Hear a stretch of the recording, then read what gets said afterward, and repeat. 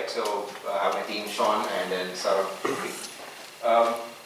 Yeah, so in the last couple of years, AI has been really booming, and a lot of companies are interested in using these AI technologies to help their development teams. And even the individual developers want to upscale their technologies or use AI tools in order to be more productive and efficient. With Devon being a technology-oriented company, we wanted also to explore these AI tools and see how it can benefit their own development teams and the customers. And we set out on a mission to explore tools and then see how it can adopt in the various phases of SDLC. And with that, we have some findings, and we thought this is the best forum to share across our findings so far. Right? So let's get started with the agenda.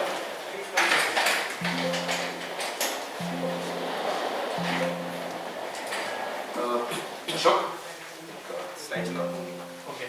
Can you next at the back button? Yeah.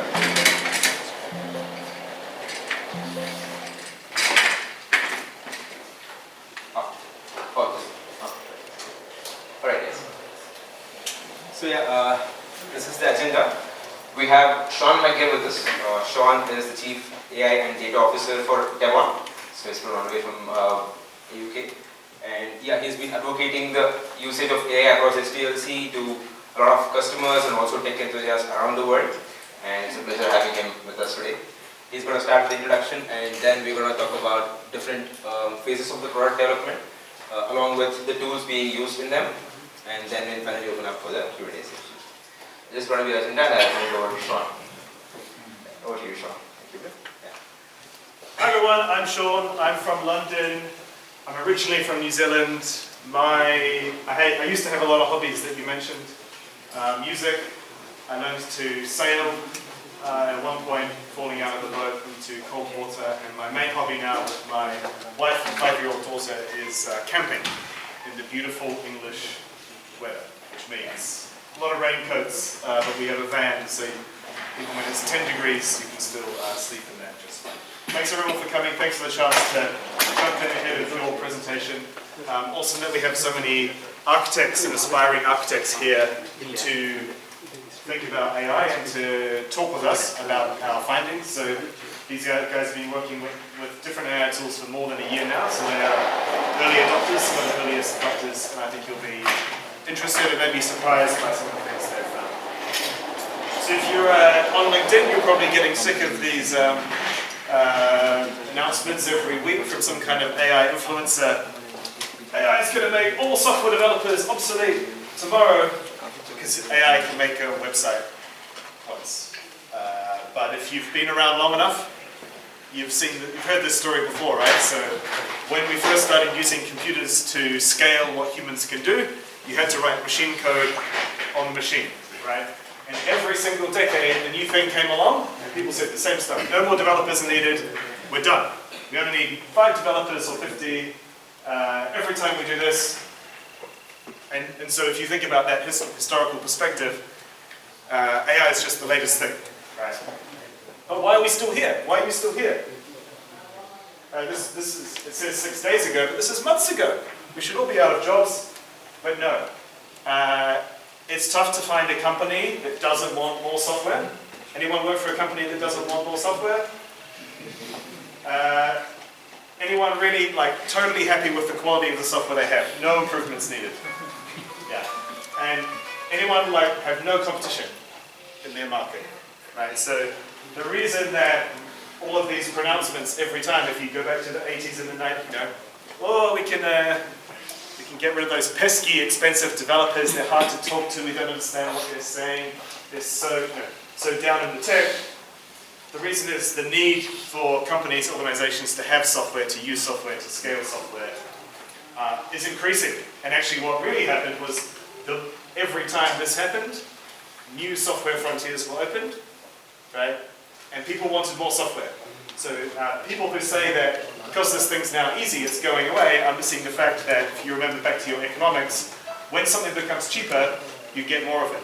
So all of these things made certain things cheaper. The result is we got more of it, and AI is just the latest thing on top of that. So if you're worried, there might be reasons to be worried. So if what you do is just complete code, this is architect, so you already think about higher level concepts, right?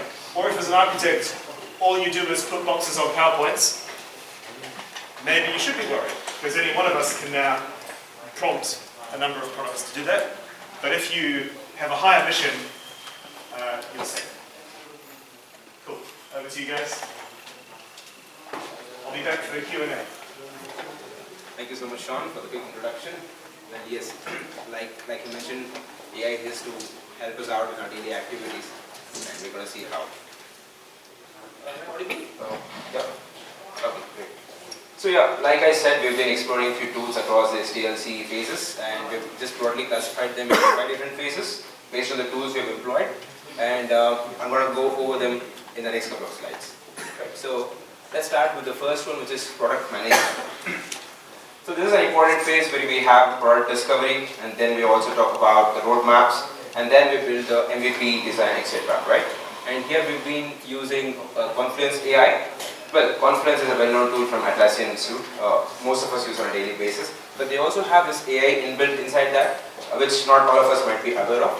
And what it does is, it helps us in creating documentation, just few prompts. And it also takes instructions from us based on how we want to proceed. And it can also help you with formatting data as per the needs. And you can also brainstorm on site with it. I'll show you an example of it, a quick demo. Right, so as a product developer, I'd like to create a product roadmap for a completely new product. Okay, so I can start with the Confluence and then start creating everything by myself. But I can also leverage this AI tool over here and then start talking to it with just few prompts. Okay, so again, if I click on that AI tool and a chat window opens up for me, just like your chat GPT or whatever. So here I'm asking a specific question. I want to create a roadmap to build a new product in 2 months and divide the tasks on weekly basis with some tentative date as a start date, right? So it needs to devise those tasks based on weeks and then gives me with the tentative dates, which is cool enough, so I don't have to write all these things. But I also want to do something else apart from this. Like, this is not the end of it, right? So I want to put them in a table format with date, tasks, and status as a different columns which I want to use, right? So probably I want to use the status in order to track the entire development, how it's going through. Well, yeah, the last 2 columns or the rows are not that ideal, but that's fine. It's done a decent job for me to, create a structure which I can start with in just few seconds, which is great. So now it's all about, having a title for this. We can also ask it to suggest a title for us. Let's say, suggest a title for this particular table. So yeah, it gives a decent title. Of course, you can edit it and have your own fancy title if you want. But this is in place for us, right? And you can also use this AI to start, changing the tones of it, like if you want it to be more professional or educational or any sort of additional tones which it can by default offer, good enough.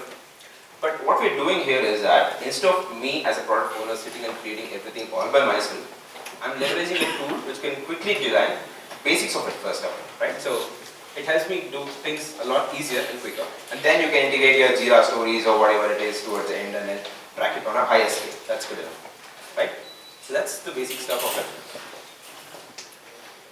Maybe we'll take the questions towards the end so that we can complete the presentation and you can have a better set of questions if you have. Okay, please hold on to your questions.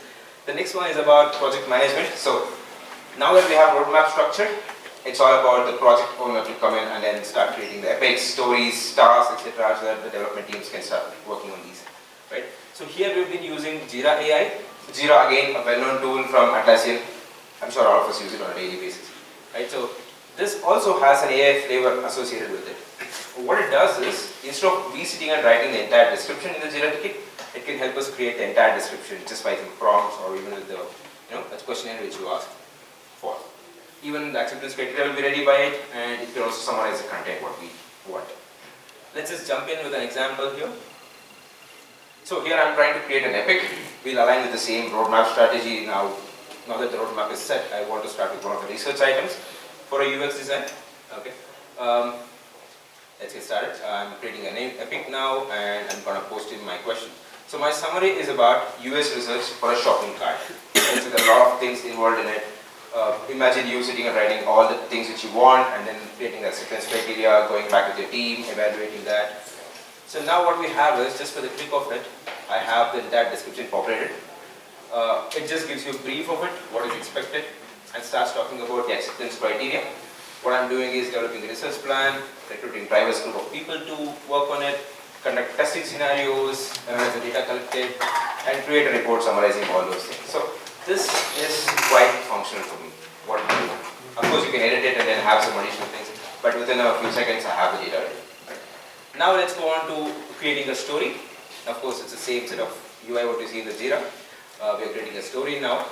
Let's say we already are done with the front-end part. We now use the back-end part of it. I want to create a new API to save the customer information which is coming across into a table and return a customer ID generated. This is how normally back-end works, right? So, well, what we do is, instead of visiting and writing everything manually, I make use of this icon over there and then add my prompt. So I want certain things to be done. Say I want a description, prerequisites, requirements, steps, even the acceptance criteria, etc., etc., to be created by this AI tool for me. Right? Let's see how it does. All right. So there you go. All the different tools I asked for, everything has been populated with the default values, and they're quite good enough as well. They're not like some generic values which doesn't make sense. Of course, you can always add your extra details or attach your documents, etc., to it, but you have the base ready. That's what I'm talking about. So instead of spending 3-4 minutes on a different story, you have it done in just few seconds and then another few seconds to edit it and complete it. So even if every story starts saving you at least 2 minutes on a day, so it's going to have you also productivity towards the end of the month, right? That's going to be good. So it all just ensures that give a proper English sentence and it takes care of giving you what you actually want, right? Good enough. Alright, so next phase is about design and implement, which is basically development. So most of us are developers here, and then will be, of course, we also have a lot of challenges on the hand when we are working, whether it's front end or back end, whatever it is.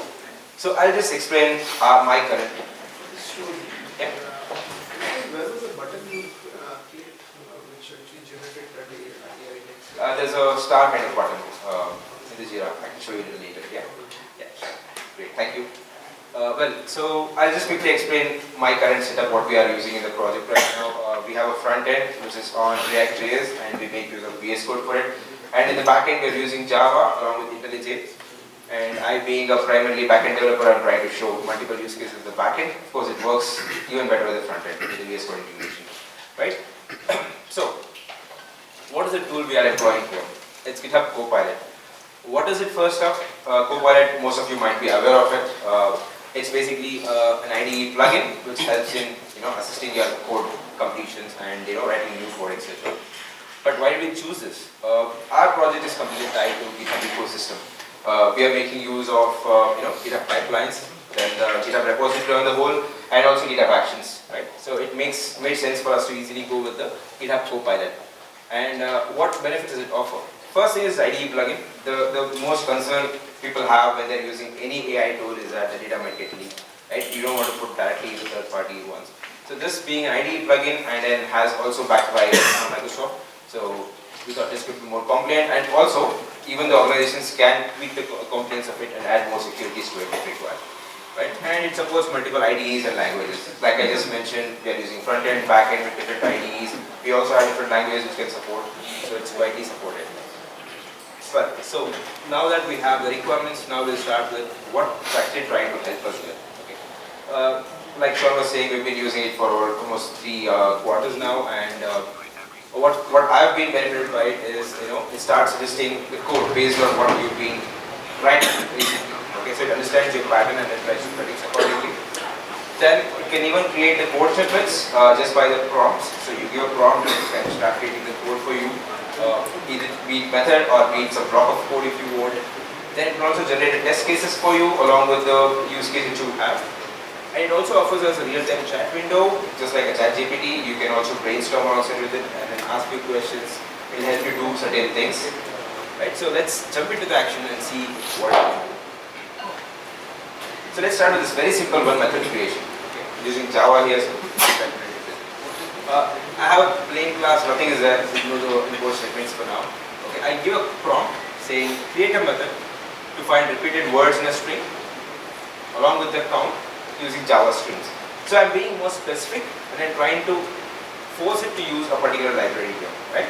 and then I want it to return in a particular format, which I'm just mentioning, right? So, and only with repeated strings. I don't want the unrepeated strings. So I'm being more specific and clearer. So you can see the code generated by Copilot. It takes care of all the streams here, and it also applies the filters as that only the value of the repeated string is greater than 1, it returns me the value, right? And also, if you check out the return statement, it also has map as a return. So the more specific your prompt is, it's going to do a greater job in the easiest cases, of course. Yeah. The next one is about Java entities and REST controllers. So I have a JSON file now, and I need to create the entire backend API with the help of entity and the REST controllers, etc. So that's kind of repetitive tasks developers do on a daily basis, right? So what we can do with it is, now I just go to GitHub Copilot, reference the file in the chat, and then start asking questions to do what I want. So the first thing what I want to ask is that, create an entity with a particular name as user data request for the entire JSON which I want to pass in.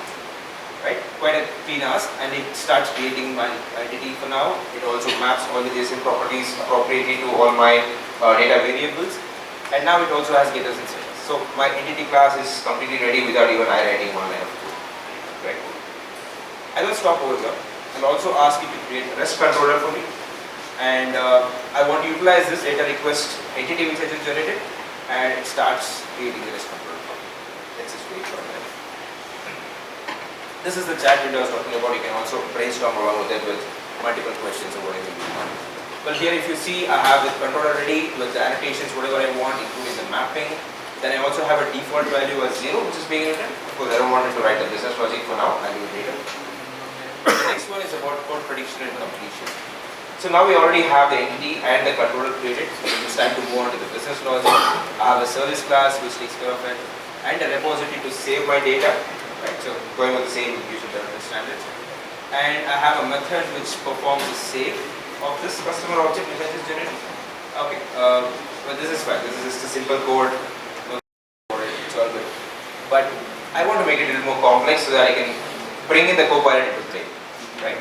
So what I'll do is I'll just get rid of the email and phone, the setting of those two properties, and I'll try to introduce some complex logic. So I'm trying to extract the email out of the request what I'm getting. Then I try to get the domain out of the email. You can see the code completion happening because it's trying to analyze my pattern. I've done it before, so it knows that I might be needing this. That's how it predicts the code.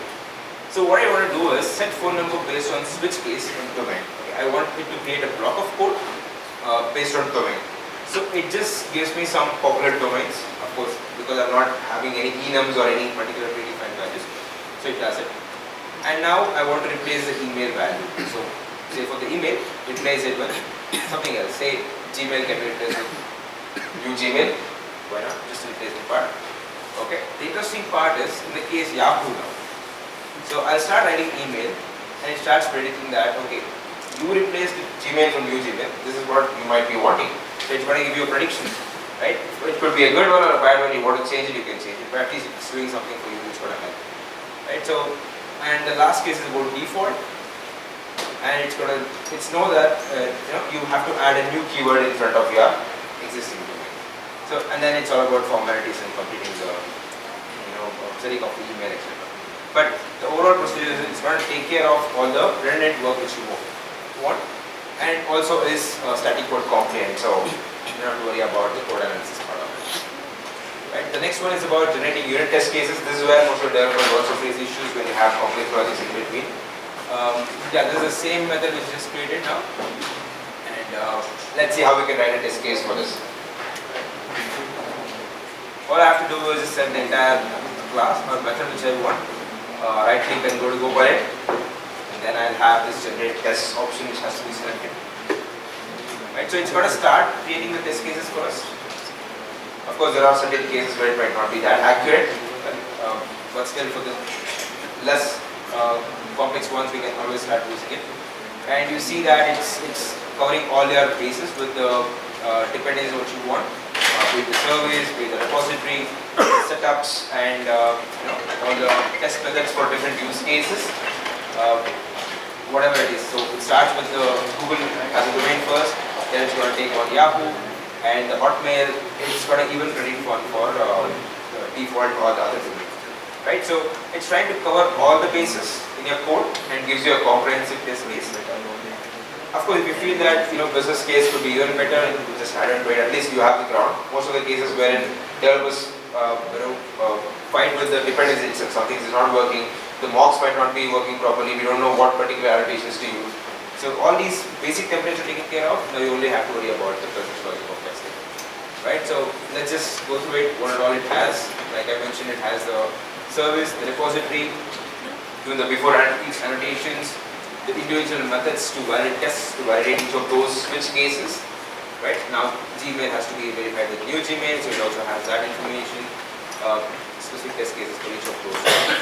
Well, that's going to help us in a lot of testing strategies, right? So, yep.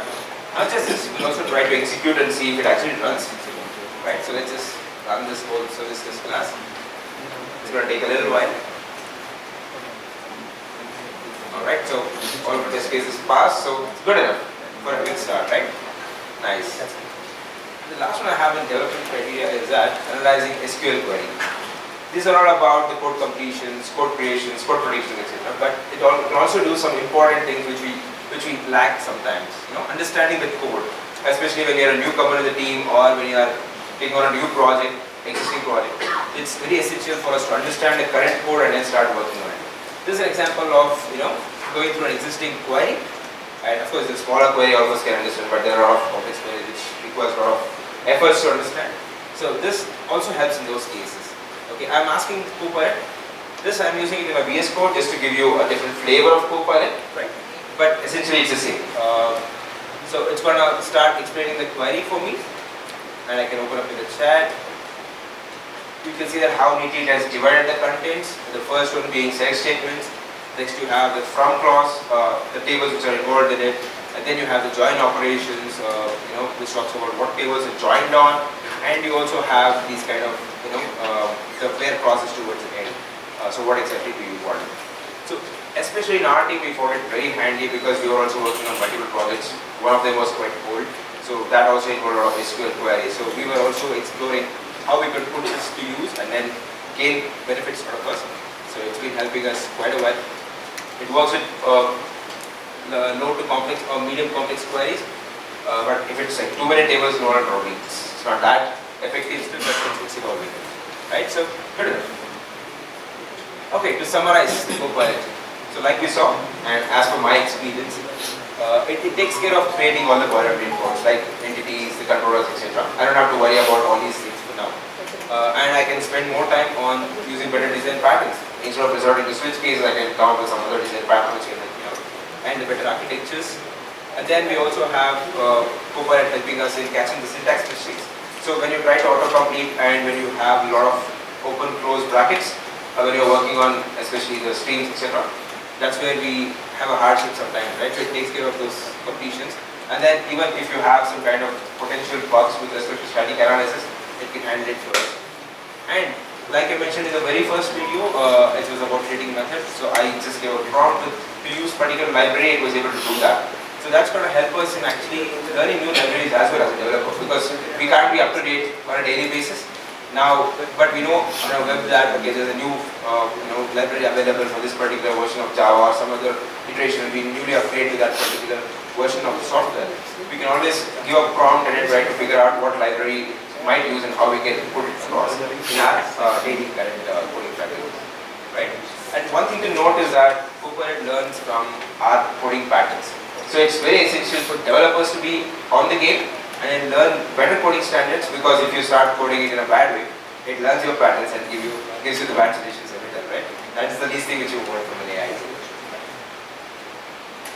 Alright, so the other important aspect is that we've seen Confluence AI in action for product management.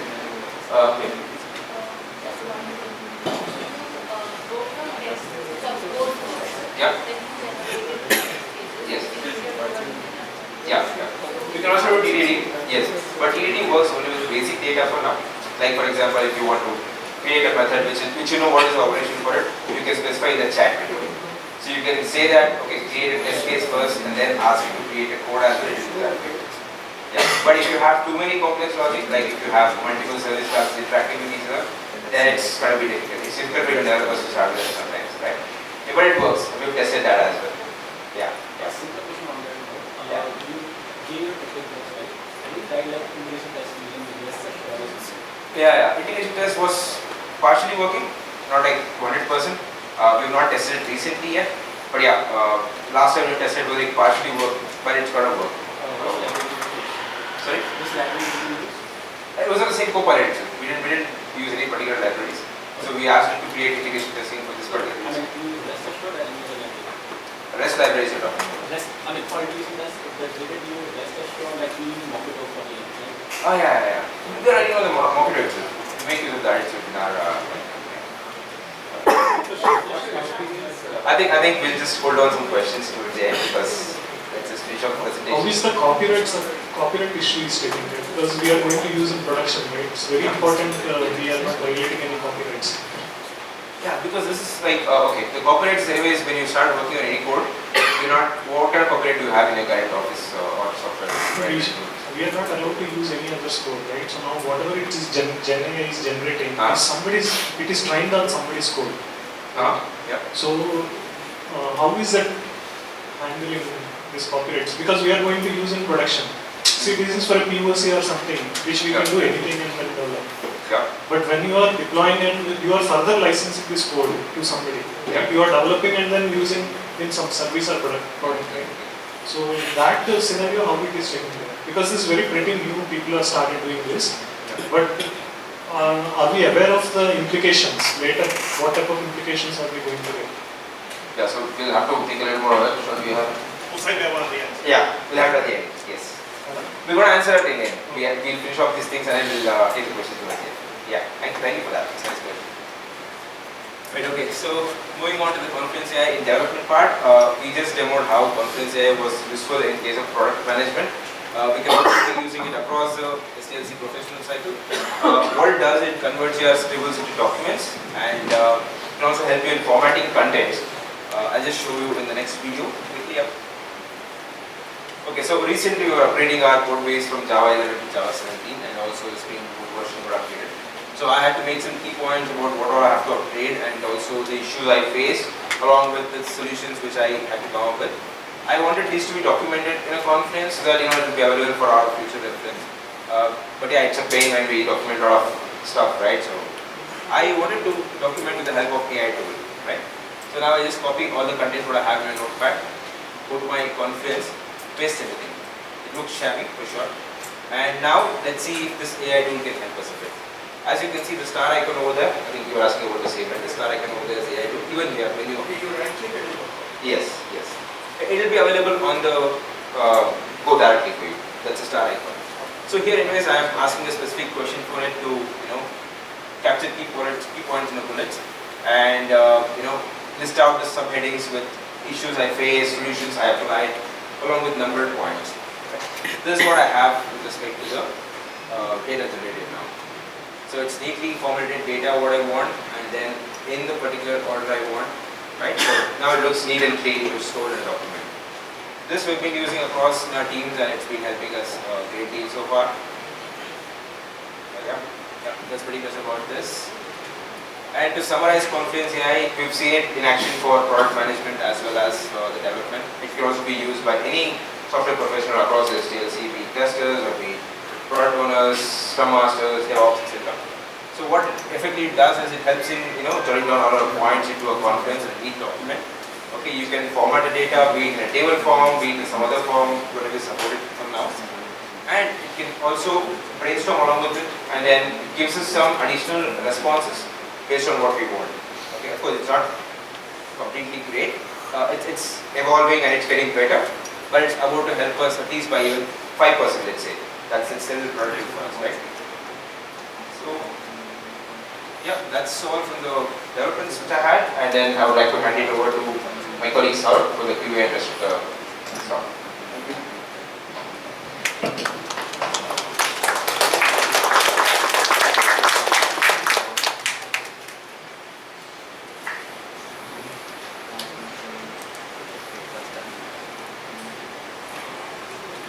Hi everyone. Am I audible? Sourabh. I am a senior consultant in Devon as well. I have 12 years of industry experience and I have been with Devon for 3 years. So my hobbies are, I'm a huge movie buff, language nova, whatever I find I watch, anything good, don't mind recommending it. And I love traveling as well.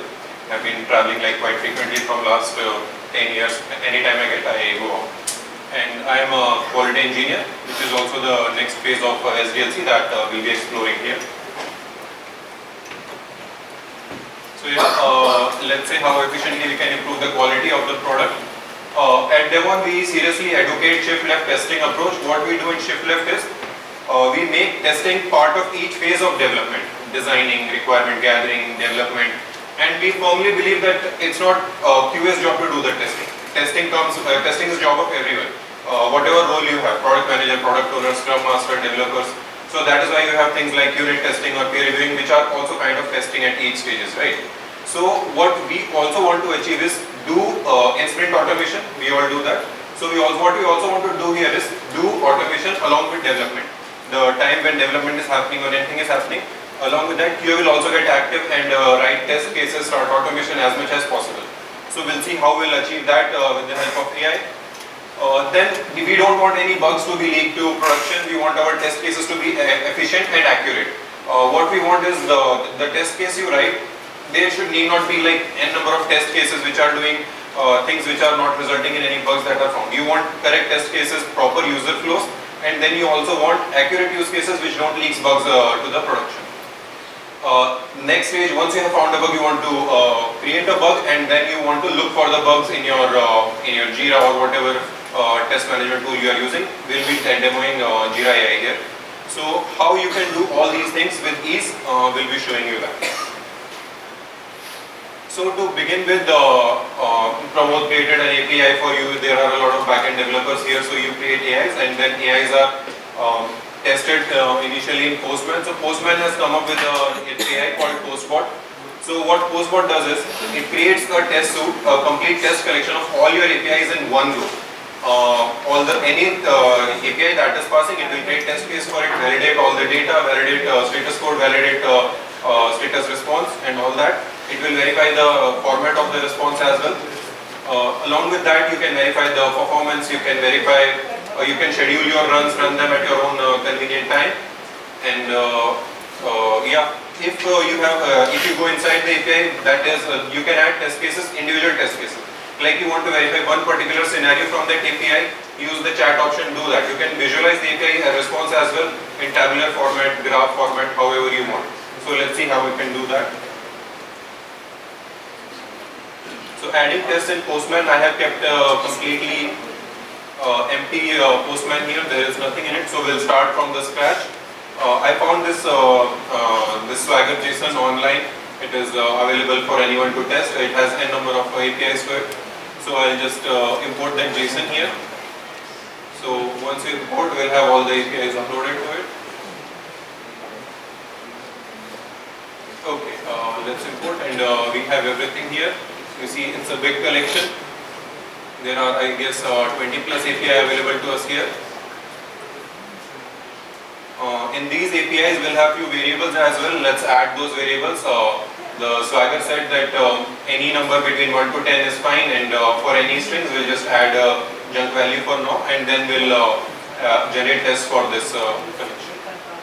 So for order ID, I'll add again here something, and then we have one more variable here, that is username. So I just add user1 to it. Now, once we have done that, you have that option available next to the collection, the 3 dots that are there on the top, and in that you have this option, generate tests. Once you click on that, all the APIs will be uploaded on the right side. Here are your all the request calls with different methods, post, put, get, everything is there available to us. Now you see the on the right side. Once you click on that, it will generate test cases for all the APIs that you have. Now sometimes you can get negative response as well. That could be a requirement for you sometime. So for that case, you'll have to click on it separately. But if you are getting anything in 200 series, then it will directly generate test cases for you. We'll see this API later as well, the one with 200. For now, what PostBot has done is, it has verified the status code for us. It has verified the format of the response. And then from the response it has checked that there is an array of specs, and it has verified that the ID that you are getting at the top of the response is a positive number. So these are basic test cases it has added for you. Now for the negative response that we mentioned earlier, if you get anything in 400 series, you just click on that write test for that response, and it will create for that response as well. So with the 400 not found, we have verified status code, we have verified the code type and message, and we have verified that all these values are there in the proper JSON format. Then we have verified that the code is a positive number, and type and message are strings which are giving some value. Could be null, but these are non-empty values. We are not getting empty strings here. So this way you can create test cases for your whole collection, positive, negative, however you want. As long as your collection is running, it will create test cases for you. So after generating the test cases, you can save the collection. Collection is stored for us. So if you go to that button and open this page, all your APIs are along with the test cases are loaded here. Then this collection with all the saved test cases you can run now.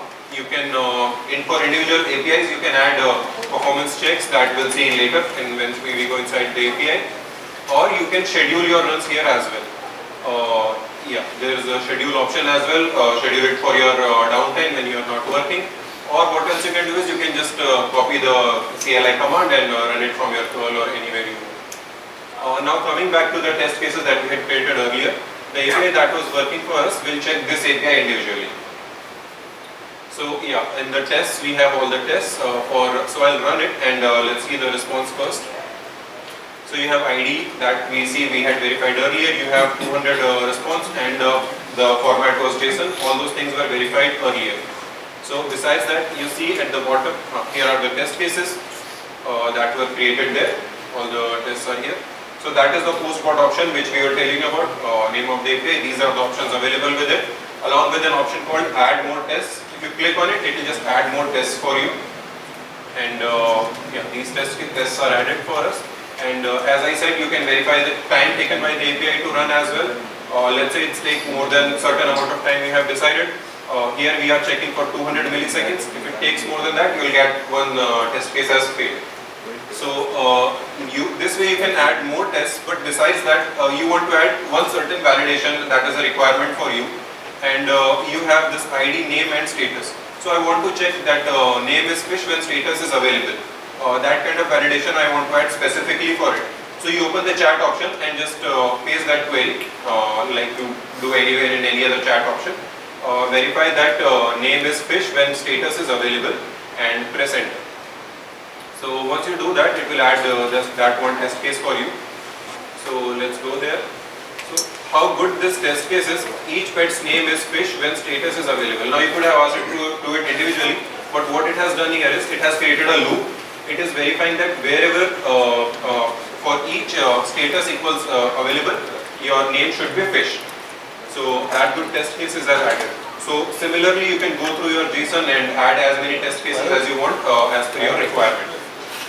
Now, besides that, the other options are available are like documentation or visualizing the response. Visualizing response is very good. You should definitely check it out. It creates your JSON in a tabular format and you can see all the columns separately. Or you can use documentation as well if you are if you have created an API and you want to add some information along with it in your Swagger. Just make use of this option. It will give you some text around the API and it can be added in your Swagger.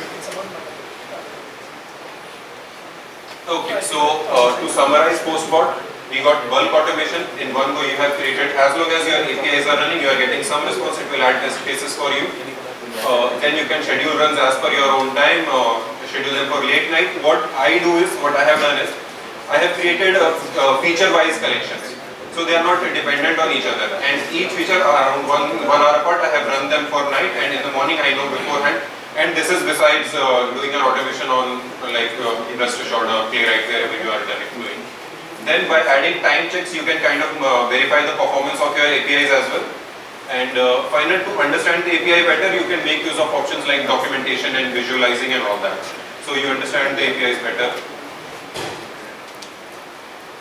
Okay, Pramod has already explained GitHub Copilot to you from development's perspective. Now we'll see how it works for a QA.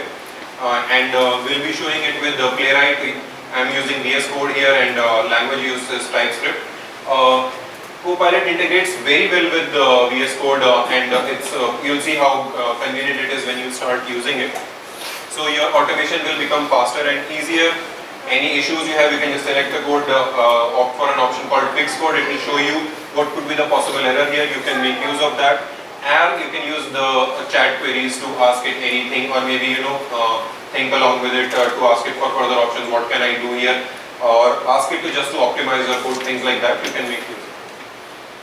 So what we are doing here is we are assuming, let's say there is an e-commerce website, and you are logging into that website, and we'll see how that test case is verified. So I already have this test case, validate login. In that, in auth helper method in login, I'm passing 3 parameters: username, password, and URL, and the title of the page is verified. This one test case I have. As soon as I press enter, it will automatically make this calculated guess that the next test case will be to validate logout.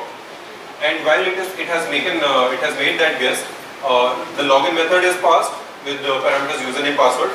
Then the next line is click on logout. Once you click on logout, it has added a comment for you. And then once you come out, when you are on the login page, not on the home page, you will have the login button. So it is verifying that login button is present for you. And this kind of validation also it has added. So a very comprehensive, complete test case is added for you without you doing anything. So as long as you have good amount of code, it reads through that and adds more, anything that is like a generic PS test case after that can be added with it. So to add a new locator, we are following page object model here, and let's say I have a login page which has a few locators like username and password, and I'll remove password from here. And my username is of type string with tag input and name as username. And again, let's assume the developer is following this format throughout. He is creating strings with type input, and I remove it. So using the first one, it has added. It has not added because it was already there. It is added because username was there. So it has made this guess. Next one is going to be password with type string and input with the name as password. So anything generic, again, it will add, make the guess that is going to be your next requirement and add it there. So after that, let's say how we can create a new class. We already saw the login class with the page object model here. I have this login page with username, password, and login button. Then I have a constructor, I have navigate method, and I have login method. In login method, I am passing those parameters, username, password, and then I'm clicking on login button. Then using the chat option, I'll ask it to create a logout page for me. So I open this chat option by right click and ask it to create a logout page. And it has created this page for me, logout page, with the logout button, constructor, and in the logout method, it is clicking on that button. So you copy this code, paste it to a new class, and your class is ready for you. Again, using the code that you already have, you can utilize that further and create further classes, or generate new test case, or write new locators. This is the part that I find it very tedious to sit and write English comments and make your code more readable or understandable. But it is again a very important part of coding, right? If anyone comes after you and they are going through the code, all you need to do is select the piece of code and just right click, and with chat, with the Copilot, we have this option called generate docs. And it has added like such beautiful comments for you, very readable, very understandable, explaining each line represents a login page. You have constructor, you have navigate to login method, and then you have the login method which has a couple of parameters passed to it. So it has taken care of every bit of it. Pass username, pass username, password to that login method, and your comments are done for you as well. Now Pramod had done that analyze SQL query for you. I cannot pause in between. Can I just take it after this? Pramod had explained that SQL query for you with explain code. So that also we can do, get the explanation of the code by right clicking and just going for explanation of code. As I mentioned a few things for you, we are using TypeScript and Playwright and all, and I have already explained the login method for you. So all those things you just need to select the piece of code and right click and explain code. You go to that option and it will start explaining the code for you. This would have been very useful for me had I joined this company newly and I did not want to go to the senior members, or if any fresher is coming to your company and you want them to understand your code, you need not sit through them. Just ask them to make use of this option. You see it starts from TypeScript, page, you have auth helper, you have login method, and which is taking username, password, and it has verified the title of the page as well. So you got the complete explanation of it. Oh yes. Actually, go to the test cases. Yes. Those were the automation test cases. Yes. What I saw was different case files, specifically Angular days. Yeah. You also generated Angular code. What I saw. The second part when you said that generating the class. You also generated some Angular code, right? This is completely TypeScript. Okay, yeah, in TypeScript basically. Okay, so it can be this GitHub Copilot, it can also be used for, let's say, For front-end. front-end, yes, As well. how my colleagues are using, all the front-end guys using it. It is very good with React, it is very good with Angular, and as I said, it is more like, so they introduced it first for VS Code, then for IntelliJ. So it is more compatible with VS Code for now. So anyone who is a front-end developer do it. Yes. And then for the API testing, you use the tool was called Postbot. Postbot. And it is already available, it is free of cost. Only GitHub Copilot here requires a separate payment on top of your whatever GitHub you are using. On top of that, Postbot and Confluence, if you have a Jira account along with your company, you already have it available to you. Sorry to interrupt, we just have a couple of slides to complete that and then we'll open up for Q&A again in the running out of time. Thank you. Just one thing. Yeah, okay, quick one. The first part you said that you were, creating the test cases. I was curious how to get the auth parameter class. Because whatever APIs you have, you must be passing some auth parameters. Now that auth parameter is expiring after a certain time. It is already created. No, that part is taken care of separately. It is already created in some other class, and every time you run, it is generated separately. Okay, but it's like a parameter that you kind of get it from. Yeah. So yeah, I'll quickly summarize it. Increase productivity, anything routine gets done. You use your creative juices somewhere else in more complex and if any complex things are required, that it will not do for you. There you are still required. Yeah, fix code. We did not show an example for that, but if you see any error in your code, just right click and fix code. It will show you a couple of options that can fix that part of code. Code explanation, we saw two options for that. You have comments and you have explanation of code. So use that and understand your code better, or maybe add that explanation anywhere for any kind of documentation if it's required. So yeah, once we have done all this, the next part is, if you found any bug, we'll look into bug creation. For that again, we'll make use of Jira AI. So any tickets you have created, any epics you have created, you can make use of the chat option to edit that better, or just directly use it to write it for you. By using just the summary, it will write the description for you. After that, you can edit those sections with the chat option, whatever you want to add specifically, ask it, it will do it for you. And finally, how do you earlier in Jira when we used to look for tickets, we used to use jQuery. Now even with all the options available, you need to look for parameters. How about if you just ask it to look something for you? Let's see how we can do that. Okay, the API that Pramod, the API that you created is not resulting in the customer ID now. Just found this issue. So we'll raise a bug for that, and so we'll go to the bug and we'll just ask it that the customer ID is not being returned from the API, the exact one. And if I pass that summary to it when we have selected the bug, just customer ID is not returned with create user API. Once we do that, it will add the description for me. That is the description, customer ID is not being returned. After fixing the bug, what it should do is create users should return the customer ID. It should be acceptable and it should be accessible. So good enough, all the basic things are required. Next thing what I wanted to do is, if the bug goes back to the developer or somebody else, they should be able to recreate this issue. So I'll ask it to add steps to recreate this issue. Again, this is all English based, very basic, but the more you use it, all these APIs, the more they get adapted to your project. They learn what is happening in this project. They remember your previous bugs, and you will get more and more help the more you use it. So in this case, it will add, use that API, check the response, verify that it's linked to create user, and it is accessible as well. Now I cannot show you how the searching results of searching because it is from my own project, but we have an API option for search. Once you go there, you click on it, you have the search, this option, this bar opens up for you. it itself gives you few examples how you can search for issues, and this is like very useful for anyone, right? Scrum Masters, product owners, they keep creating these reports. So for that they can add any ask for it and it will create a list down those kind of issues for you. Find issues that I am watching. So I have added this option for me, find issues created by me. Very simple solution, creator is changed to current user. Now let's see one more example. Find epic containing tech debt. So it will search for the term tech debt and issue type is epic. So yeah, it will list down all the epics which have this.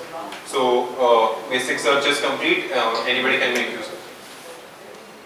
Okay, to summarize this, so whatever phase of SDLC you are in, this is something that everybody uses, right? We start creating stories and epics from the point where this is the first thing you do from designing and a requirement gathering phase. Then when you are working, all of us are tracking our work, we are creating stories for that, and then for the part is creating bugs. So any stage of SDLC, we are creating stories day in day out, and that is a part of your job that is not tracked anywhere. Who's counting how much time you have spent in writing the stories, and that is especially true for Scrum Masters and product owners, that kind of role. So imagine the amount of time you are saving here with that, and when everybody is saving time, how much time you have saved for the complete project in the complete sprint. After that, yeah, you can edit it as per your requirement, whatever you have. One example that I can give you for customized recommendations is in my project we place orders like it's an e-commerce website using credit card. Once it failed, so I created a bug placing order with credit. Next time it was not failing with invoice. So when I wrote that placing order is failing with invoice, it automatically wrote it is failing with invoice unlike credit card. So it had remembered the previous bug. So the more you use it, the more it becomes adapted to your project and your test cases or your stories or epics or bugs. Okay, so this is a graph we have made. It is a very subjective graph as to the amount of efficiency we have seen in the complete SDLC process. So in story and bug management, you saw how English is taken care of, all the generic things are done, and then you just need to write like I'm creating a book, all I need to do is add the screenshots to it. Then documentation, you do that from that Java migration which Pramod showed was such a big help, and that anybody, again we can see that 10% is on the lower side, it is definitely more than that when you are making use of Confluence AI. Then yeah, GitHub Copilot, again all of us the people who are doing coding front end, back end, all of us are making use of it, and the more you use it, more efficient it is become. Again, it is definitely more than 20%. And finally, the API testing part. This can be an added layer of verification that you are providing. I'm anyway doing API validation or with the Playwright code, but this is an extra thing I have added, and I have scheduled them as well. So even before I run, because those suits I run on weekly basis, this I run on daily basis. So anytime any API is not working as per my requirement, I get to know it by the morning. So 50% is what, that's why we have added. We also have written a couple of blogs on it. If that is again, they are available on Devon's blog site. And if you have any more questions which we are not able to answer here, you can go and read those blogs. Blogs have all these three things that we have covered here. Yes, so that is it from our side.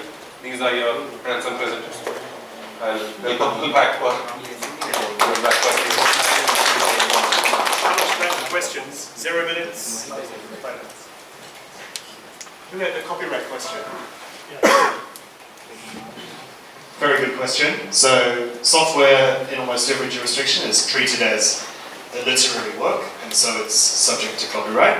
And it's actually copyright that makes open source possible, right? So open source is not we just put it somewhere and we tell people to use it. Open source requires that someone assert copyright and then add a license. So my question to you would be, if you are selling software to people and you copyright that software or you guarantee things about that software, how do you today guarantee, without any of this, how do you guarantee that you have the rights to use all the software that's inside your software? So generally, when I work for Sony. Sony. So when we release any product, right, like for example, you see TV and all those things. So whatever open source software are there, we publicly list on that. Yeah. Okay. So whatever the code that is developed by us will be completely owned by the. So you go to the menu, right? You go about, and you can see open source licenses. So whatever open Yeah. source are used, Yeah. you can see any product. Yeah. So it will be listed on the what are open source projects we are using, Yeah. and what are, the remaining things will be proprietary. So like tomorrow any conflict comes, so everything will be clear. Like this is what owned by completely by Yeah. us, and this is the open source. And how do you So this prevent- is for the Sony, but for other, like I work for other companies also, where there are actually some situations where the third party auditing also happens. Yes. So it's a very, it's some places we can just, nobody bothers, but some Yeah. places there are scrutiny happens. Yeah, so because you're writing software that goes on hardware, that goes in consumer devices, you're uniquely exposed to that risk. Not only just a hardware, but sometimes a server Yeah. software also can go like that. Yeah. So I just want to understand your thought process, Yeah. like when we are going, because I'm not sure about how Devon works and how they license and all those things, but any software, when we are further licensing, so Yes. there could be two different things. Yeah. One is as a service, but one you are giving a license of the software to use for them to Yeah. use. So we develop software for different customers, so we and- see a range of things. So what you guys work on, the software is not on-sold to people, so it's not risk-free, but Okay. it's lower risk. But we have other teams that work on software that is on-sold to people, and those customers are not as bullish about adopting AI, and that's for this, and that's one of the reasons. I think the law will not settle this soon. One reason for that is that the companies that are building these tools, if you look at the history of companies suing each other about copyright software, it's the same. It's Oracle, Microsoft, Google, right? Back to the 80s, the companies suing each other over software copyright are the ones now skating a fine line. You go to the GitHub Copilot terms.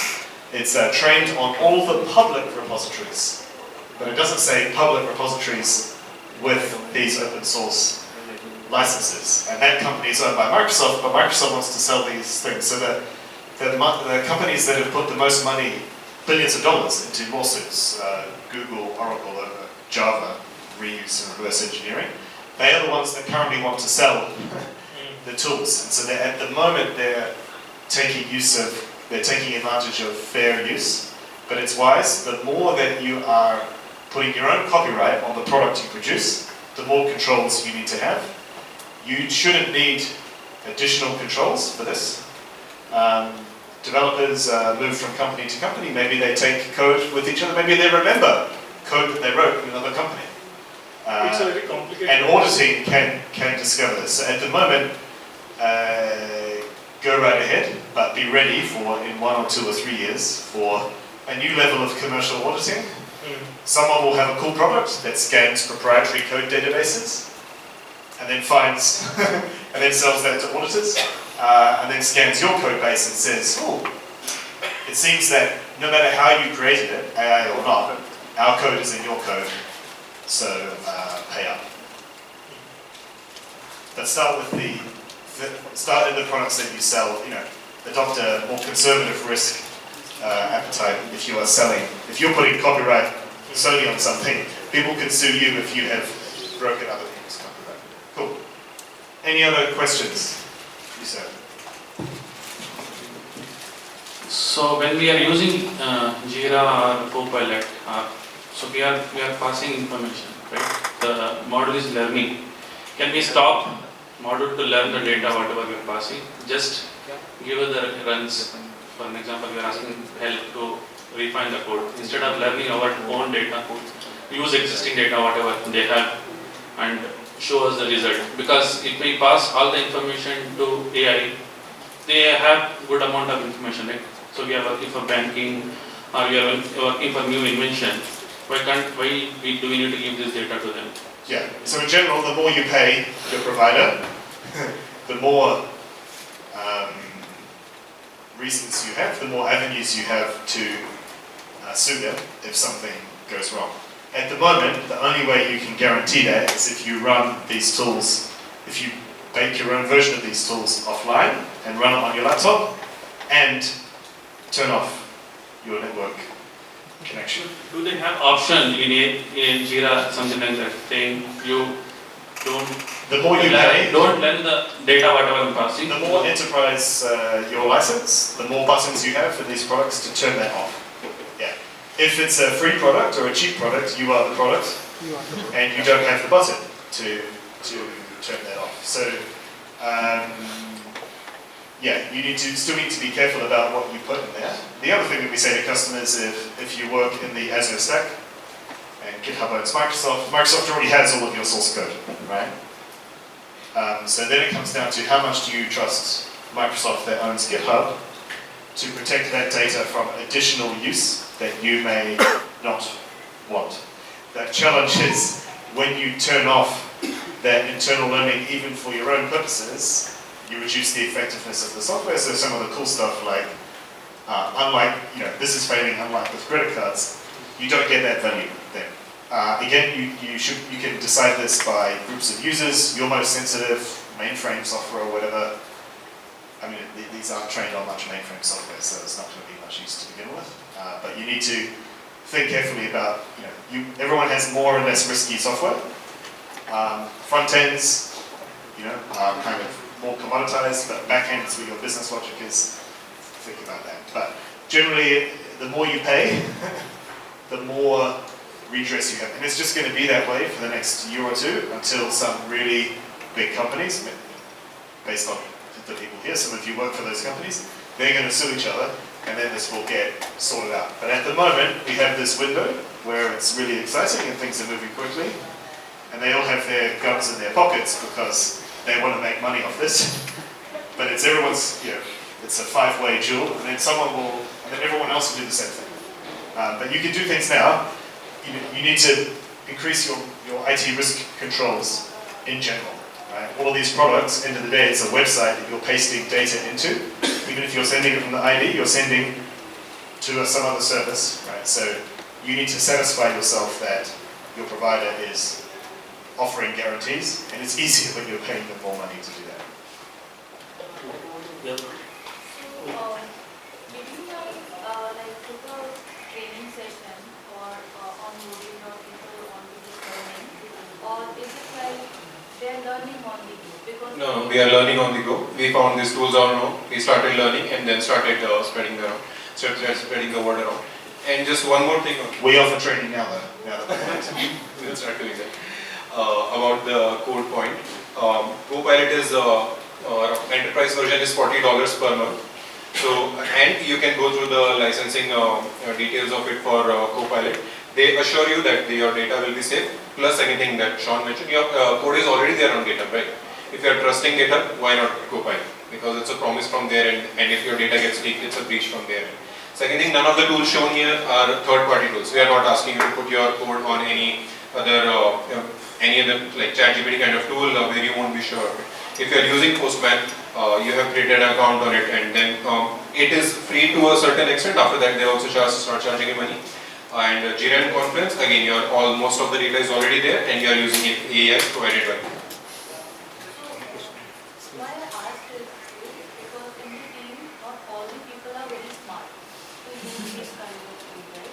So there is a gap. Like if you don't train your weakest link in your team or your company, it is very error prone. They will do something outside to these tools and people which you are not supposed to expose as an organization. Add it to their SLA, don't use third-party tools, and yeah, we'll start providing a training, make everybody smarter, get your weakest link as smart as possible as well. Yeah, next question. Yes. One last One question. last question. We'll stick around. We'll stick around while the change happens. One last question. Choose your question. Email IDs as well, you can just, or the PDF is what I Yeah, then go to the yeah. Let's cut now so we give enough time to the change. Over to you. We'll stand over there for the rest of the So, the folks will be here. We'll take a short break. People who want to connect with them, of course, we can connect and ask their questions, okay? So, thank you so much, Pramod, Sridhar, thank you, Sean, for your time and sharing your knowledge.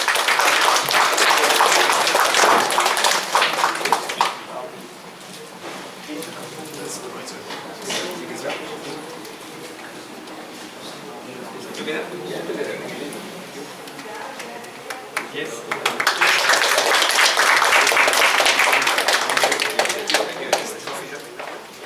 We'll stand here. Yeah. Coffee that way? Coffee that way? We'll stand on this side.